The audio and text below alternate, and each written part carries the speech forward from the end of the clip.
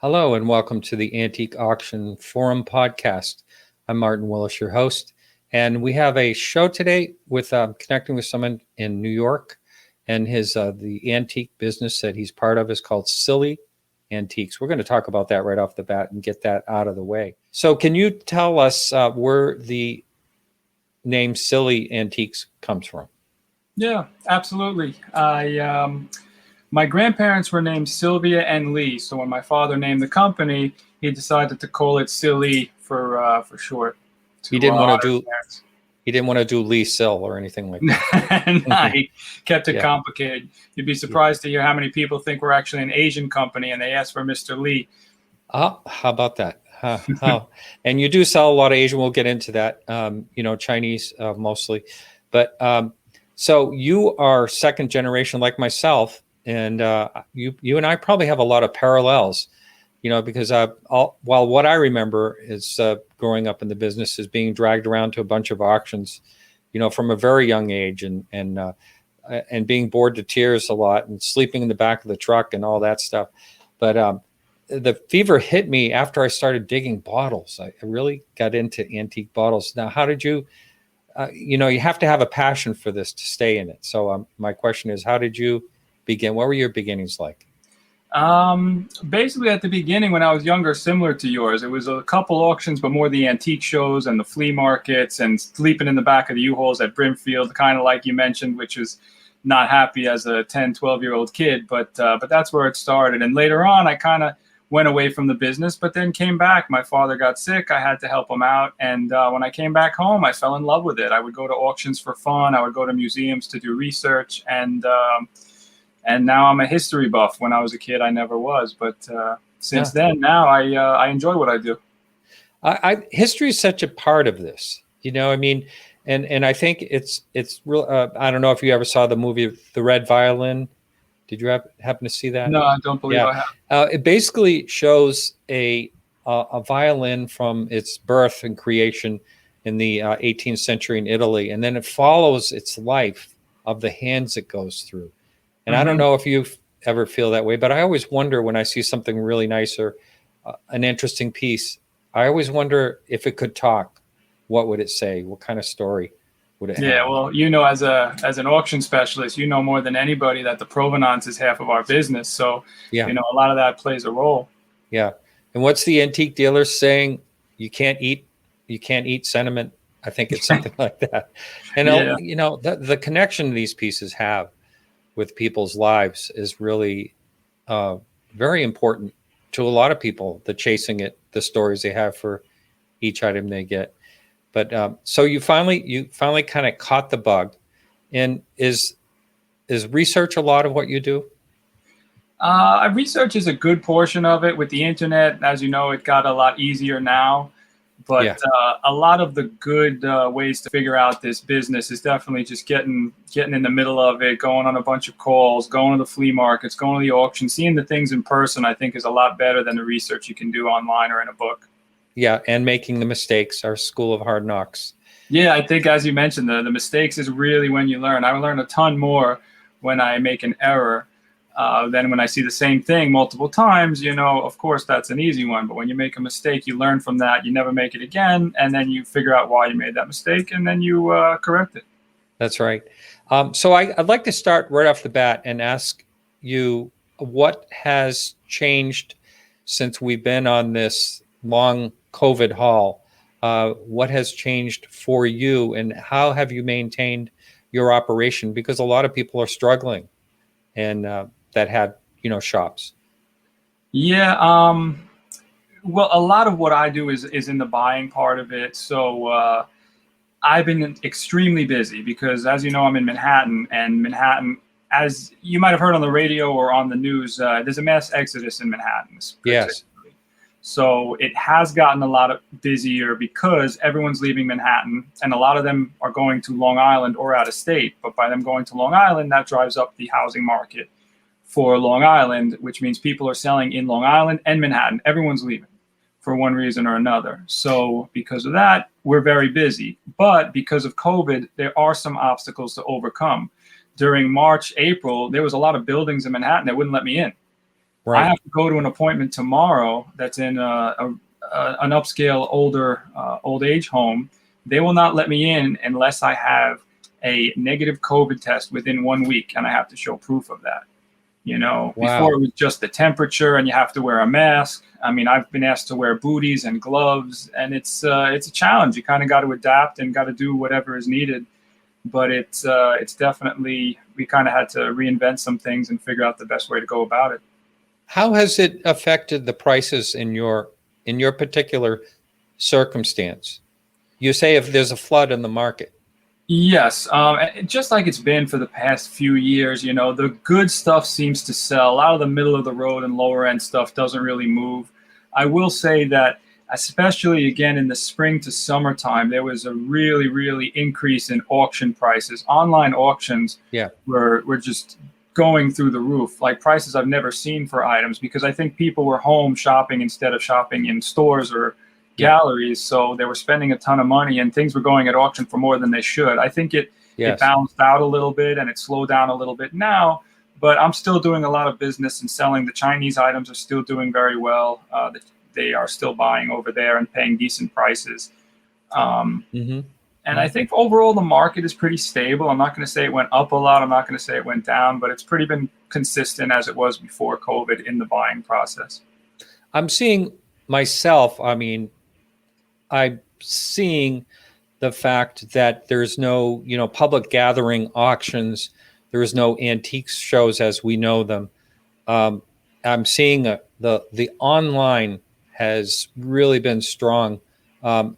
Up in my area, maybe it's not everywhere, but it seems like things are like everything's selling. Like the collectors have to collect, so they're bidding, and they can't get the merchandise in other ways that they're used to getting it. Do you have an online presence, and is that part of your sales tool? It's definitely part of our sales pool, but I don't usually sell things, like I don't have a site where I sell things outright. I have multiple auctions that I work with where I give a lot of stuff. I have an eBay person I work with, and he puts a lot of stuff up. I'm very specific, so I have a Chinese auctioneer put my Chinese up. I have my Russian auctioneer put my Russian stuff up. Yeah.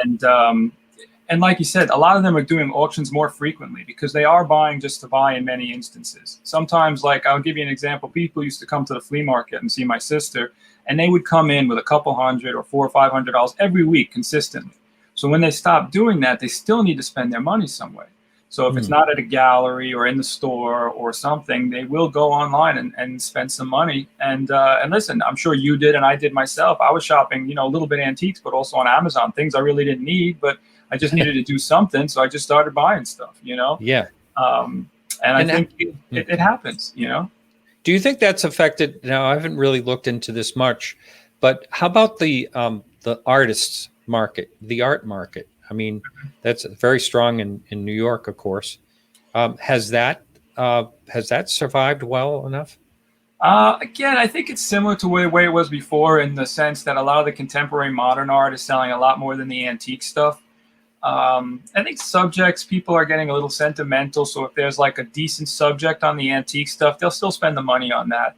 But overall, I think the art world remain stable. I know the larger auction houses in Manhattan, I don't believe they're doing live viewing. So a lot of them went to that online platform with the art as well. So they're trying to adapt and figure out ways to sell six-figure items online without people seeing them in person, which it's been the trend a little bit that way before, but not with the major art, not with the auctions. So that was a little bit of a change. Right. You mentioned the Exodus, and I live in Maine on the coast, up in the Rockland, Maine area. And I'll tell you, I saw New York plates everywhere starting in March, and people coming up to their summer homes, but also the real estate market has totally changed here. And I'm in a situation where I sold a place. I'm holding the mortgage on it for the person that bought it to get a balloon payment. And now I'm like, oh no, because I can't buy now. I mean, I can buy, yes, but I mean, it's going to cost me a lot more than it would have 2 years ago. The prices have been driven up. But my question is, so there's the exodus from New York, from Manhattan.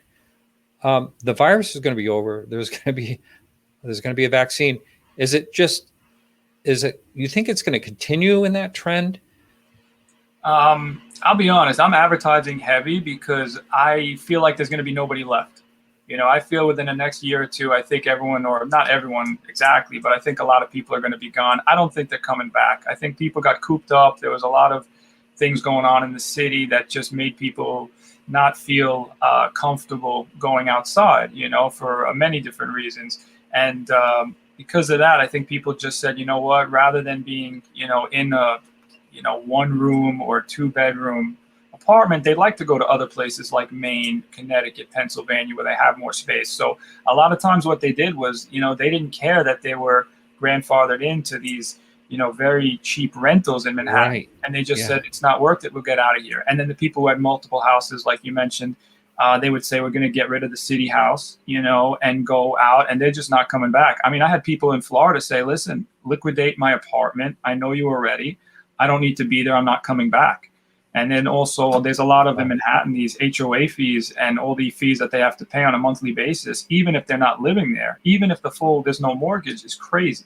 So for someone to spend $5,000 or $10,000 after their apartment's paid up with them not living there, honestly, I don't see them coming back. From the people I know who lived in Manhattan, because I'm a Long Island boy now, most of them say it's probably going to be at least 10 years before things start to turn around. And who knows who's going to be coming back to Manhattan? Are they going to be the New Yorkers or people from out of state deciding to be New Yorkers? So it's tricky. It's hard to say.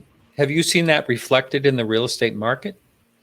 Like any type I know of drop? that Manhattan apartments are definitely down. You could get a rental for a lot less. I had a friend who bought a studio for I think 600 grand. That was for 750 6 months before. So by him waiting, he saved 150 grand. And he's a younger guy, so he could wait 10 years for the market to pick up, and it's a good investment. But yeah, in Manhattan particularly, the market is definitely, from what I've seen, people are taking whatever they can to turn over their houses or apartments. And in Long Island, it did go up because, again, there's not as many apartments, and it's you could spread out a little bit more. But in Manhattan in particular, I don't see that real estate going for as much as it could have been a year ago. Wow. Just a thought of just picking your brain here, because I have a friend that has 10 auctions or so lined up that are in tractor trailer trucks parked on his properties, already cataloged and waiting for an auction audience.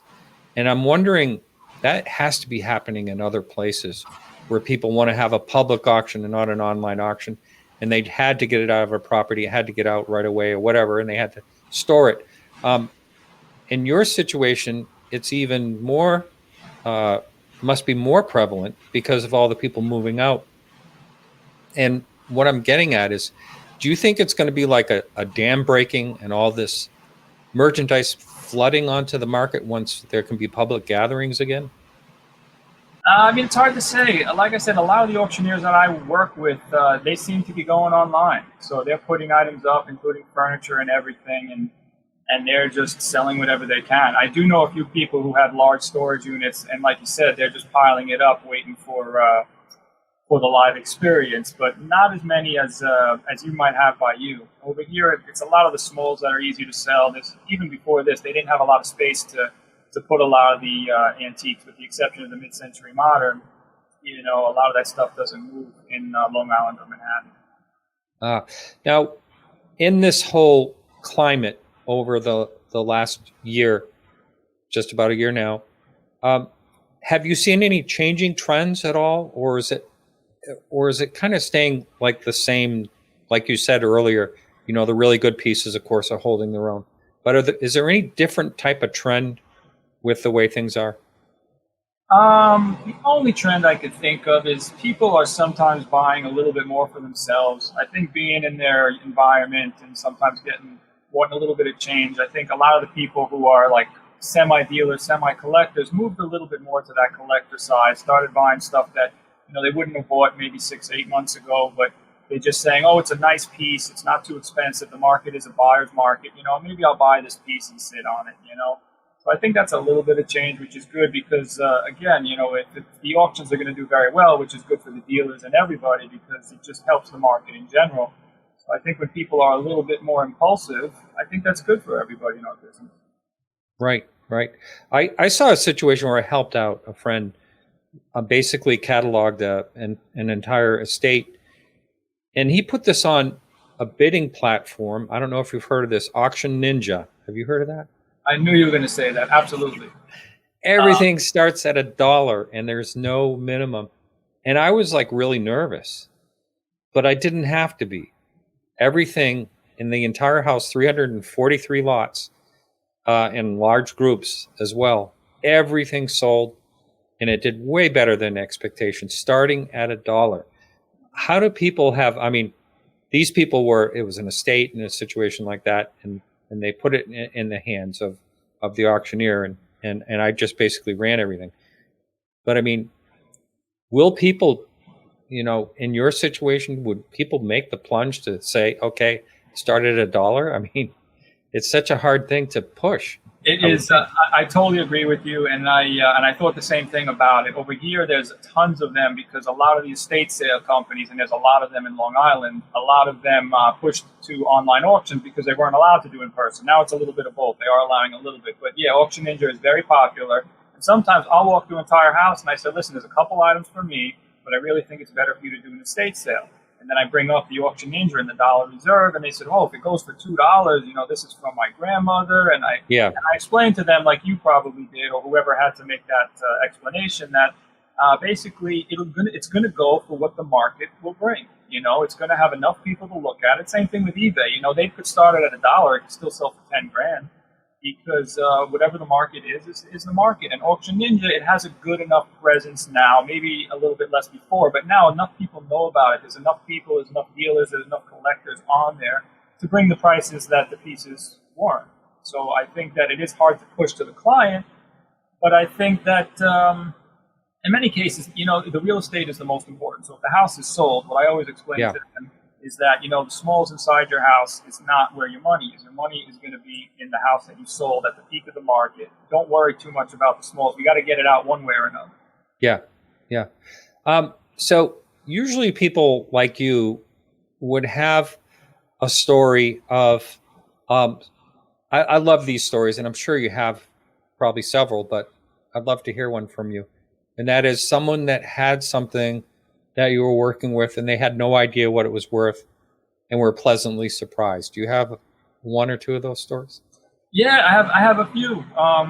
There was, a lot of times with the Asian market, I think that people can be surprised because people could have inherited something from a while back and not had an idea. So I'll give you an Asian example. There was a woman who had a figure that she inherited from her father, and I think it was Nepalese Tibetan. It was they could never figure out, but they figured it was one of those two countries. It was thousands of years old. It was in her house, and it was behind her couch. Kids kept knocking it over. So when I looked at everything, I showed it to an auction specialist, and she had an idea that it could be worth some money. But long story short, the piece sold for $180,000. And the best thing about it was that the provenance for a piece like that has to be there, because a lot of times if you don't have proof that it's been here in a certain amount of time, it can get confiscated as being stolen from a temple or something like that. And she had a picture of it in the 70s with her and her father in the home in Long Island. That was enough provenance, and the piece did great. That's wonderful. And so when you go into a house, is there like a line that needs to be met, and then you'd say, hey, this piece should go to an auction and I'll handle that for you? Is that the type of thing you do? It's a good question. A lot of times I'll present them with options. I want to make sure my clients are very comfortable. So I'll say, listen, I can get you $5,000 cash for this item right now, or have an auctioneer that is willing to put it up for a $7,000 to $9,000 estimate. It would be a few month process, but you will likely have more money if you have the time and you want to take a chance. No guarantees, which I have to make very clear. Yes. For obvious reasons. Then you can make your decision. So that's the way it is for a lot of the higher end items. If the item is under $1,000 after commissions and fees, most of the time I'm not going to recommend an auction, with few exceptions, unless it's many items. But I would say if you're talking about a monetary value, I think over $1,000, I kind of like to give them an option of, would you rather do this or that, and then kind of go from there. Yeah, and trust is a hard thing to gain unless you're a company that's been established for a long time. You mentioned that some people trusted you enough to say, just go in and take care of it. So obviously you've treated people right over the years. One of the things I see on your website is some Russian pieces. That market has remained very strong for quite a while for the really good, Russian pieces. Mm-hmm. And do you get a lot of that in your area? We do, especially, a lot of Russians are in Manhattan. A lot of wealthy Russians are in Brooklyn, and a lot of descendants from those areas are definitely here. People who came from Europe or people who grandparents came from Russia. So we do see a lot of that. Now, of course, we always are looking for the Fabergé stuff, which I barely ever see. I see a lot of copies, but we have to know the difference.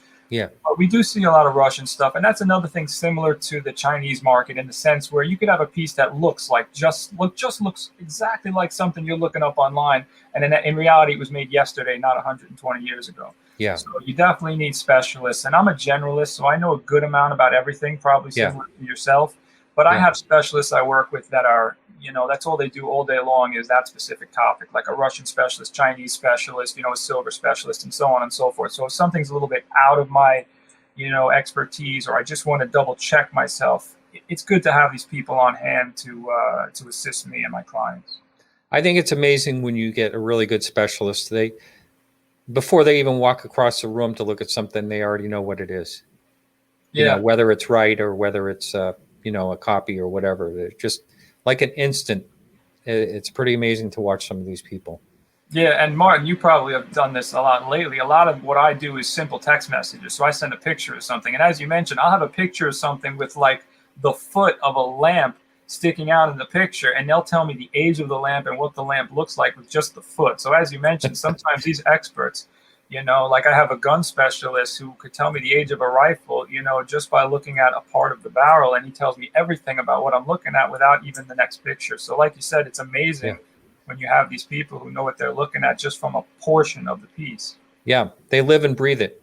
And and that's why they get good. Now, I want to ask you, we're getting toward the end of the podcast here, but as far as young people, what is the trend? What are you seeing? We've been saying, the kids don't want it, the IKEA generation or whatever. I personally am seeing a little bit of a turn in that. I don't know. Are you observing any of that? A little bit. I think and again, I don't know exactly how you feel about it, but that mid-century modern market, people, even the younger, especially the hipsters, in the downtown New York area, some of the Brooklynites, they love the mid-century stuff. They like things a little bit worn, and they like that stuff. And again, it's 1950, so it's a weird way to categorize it, but they love a little bit of different stuff, being eclectic, throwing that in there. So I think that's very popular. And it's kind of nice to see people into that. I like it.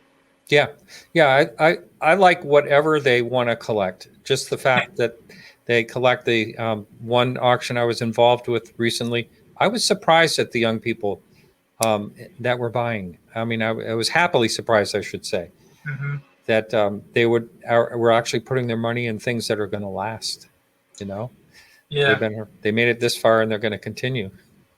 Yeah, it's a great because it's very few and far between. As you know, the dishes nobody wants, the silver no one wants to shine. It's a little bit more of a less is more generation. So to have them collect anything, I think it's like you mentioned, it's a good feeling to know that some people have appreciation like we do. Because most of my friends, being my age, they are definitely not. So for the few that are, I definitely I like that. Yeah, a friend of mine in the Midwest says if it has anything to do with the dining room, they don't want it. Yeah, that's what they say. The coffee table is the new dining room table. Yeah, exactly. Well, Adam, thank you so much. It's been a real pleasure. Absolutely. It was a pleasure to speak with someone who has similar taste and similar ideas. Yeah. All right, you take care. And your website, well, I never even asked you exactly where you're located. Yeah, no problem. I'm in West 25th Street in Manhattan. But my website has all the information, and most of what I do is visit our clients in their homes or apartments. So we come to you pretty much anywhere. I don't know about Maine, but No, I'll be surrounded here. I'll be your main agent. That's perfect. Sounds Yeah. good to me. All right. Thanks so much. My pleasure. Thank you for having me. It was a pleasure. All right. Take care. All right, everyone. That's it. We are going to see you next time here at the Antique Auction podcast. And thank you for listening.